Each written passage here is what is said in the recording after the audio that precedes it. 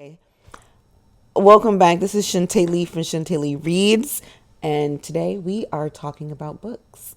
But of course, we're talking about books, and we're also talking about snow because where I am right now, it is snowing so much so that the kids have the day off, so they're just reveling in that, reading their books, watching their shows, playing their games, being creative in whatever way they see fit, and they're just having a good time. I decided it would be a really good time to say Happy New Year and find out what your reading goals and such are for the 2025 year. So let's go take a look at what's going on out there. There is snow, snow, snow. And there's also wind.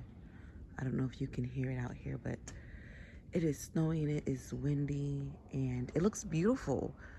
And I would hate to be the one that has to shovel. What does it look like where you guys are right now? Pretty snowy. What does it look like where you guys are?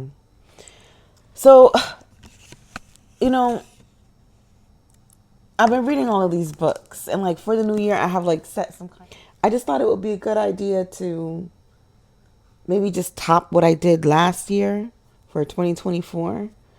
And I had a very basic reading goal for 2024. For 2024, my reading goal was to just read 25 books.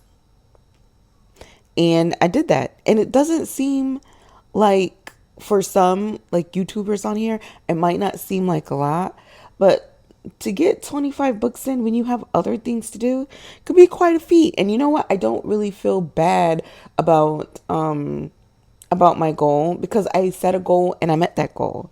Now, because I met that goal this year, I want to surpass it. And I'm going to double it. So this year, my goal is to read 50 books for the year 2025. I saw someone who for 2024 read like 625 books. And I'm like, how do you do that? And how do you have time for other things if you're reading 620? Like, really? Or maybe you're just a fast reader. I don't know. And how do you recall all of those books? I want to know.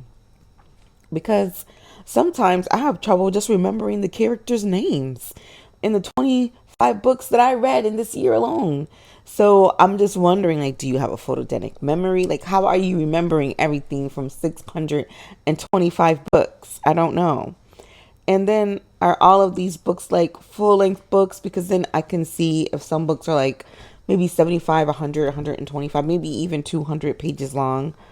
But for books that are like 300 plus, which seems to be the trend of books that are coming out lately, most of these books are large and in charge. They're about 300 plus.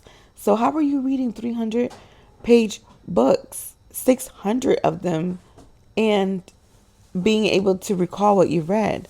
Because I like to read a book and then be able to tell people about what I've read. That way I can better suggest the books. I like to be able to just like kind of find a character in the book that I'm reading and maybe find something that I resonate with that character.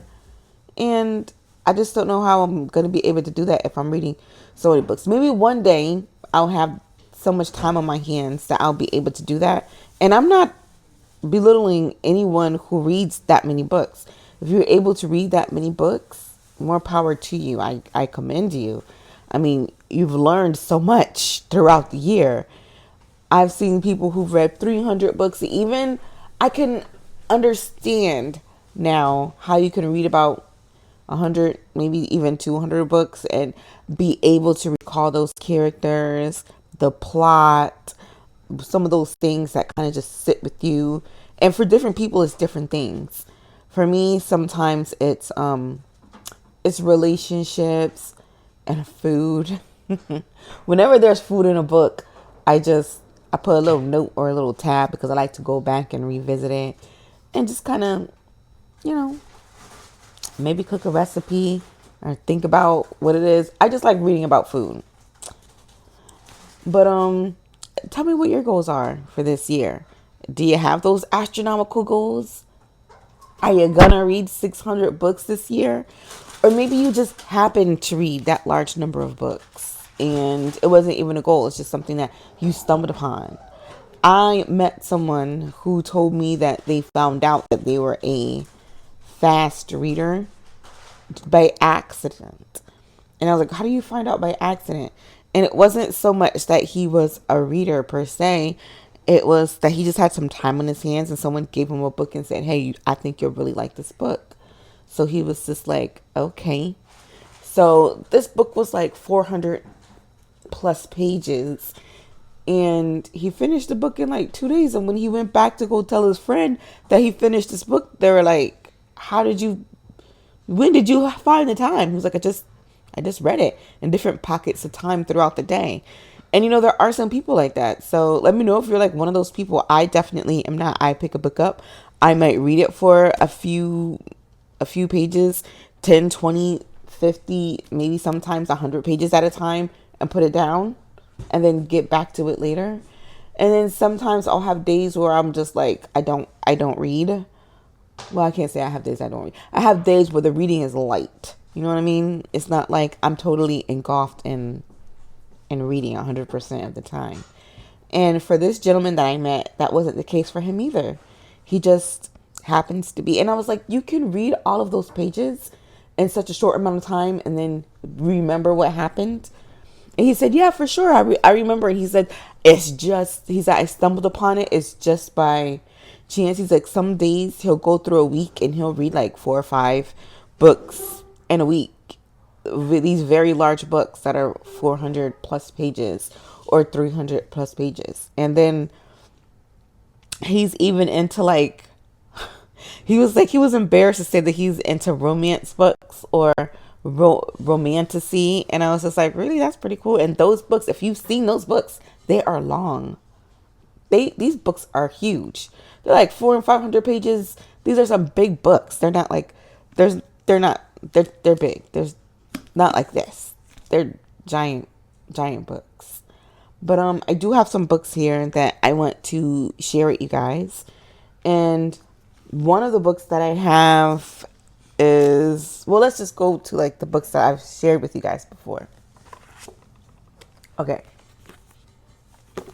So I showed you guys this book before and it's been probably over a month and I'm still not done with it because I don't want to read it.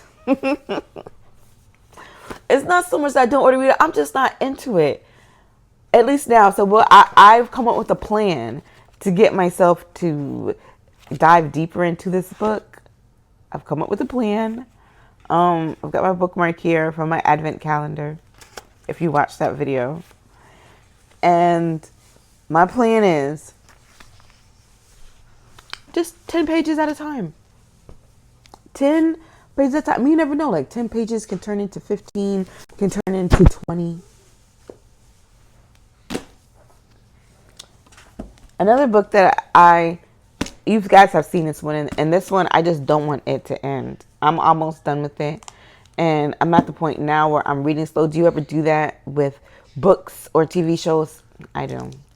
If I have a TV show that I really like or that I'm really into, I'm not like a traditional, or I'm not like your typical binge watcher or binge reader, especially if I really like it. I will just get close to the end and then I would just drag that thing out because I want it to last, especially if I'm really enjoying it. And I'm really enjoying this one. This one is How to Stop Time by Matt Haig. I've talked about Matt Haig a lot because I found that I really enjoy his writing. I like him as an author. I look forward to whatever else he comes out with. And I decided that he's going to be one of those authors that I'm just going to continue to read, kind of like Amy Tan. So I have adopted Amy Tan as one of those readers that I want to continue to read work that comes from her, no matter like what it is. And Matt Haig is one of those authors as well. So if you want to know more about How to Stop Time, I will make a separate video for this because I really am enjoying this. I was describing this book and my son was listening to me describe this book. He said it kind of reminds him of Tuck Everlasting, if you've ever read that. And in Tuck Everlasting, there was like a whole lake involved to be able to preserve their youth. And this isn't necessarily like that. But I can see where when we start talking about it, you will understand why. But I can see why he would say something like that. Okay, really coming down outside. Like, those flakes are big and fluffy. If you want to know more about how to stop time, how I feel about it, and what's going on, I'm going to make another video about it. I might even just make a video just about Matt Haig and those books and why I think you should read them and the order in which I think you should read them. If you enjoyed this video, give it a like, share it with your friends. I really appreciate the shares because it kind of helps the algorithm, not just for you, but for me too. And we can help each other out. So if you want to see more content from content creators like me, if you want to see more content about books, reading, and other bookish things, then you should definitely like this video. Not just because you like my video, but because you like this sort of content. So I just want to say thank you for your support, and I'll see you guys again in the next video. Bye.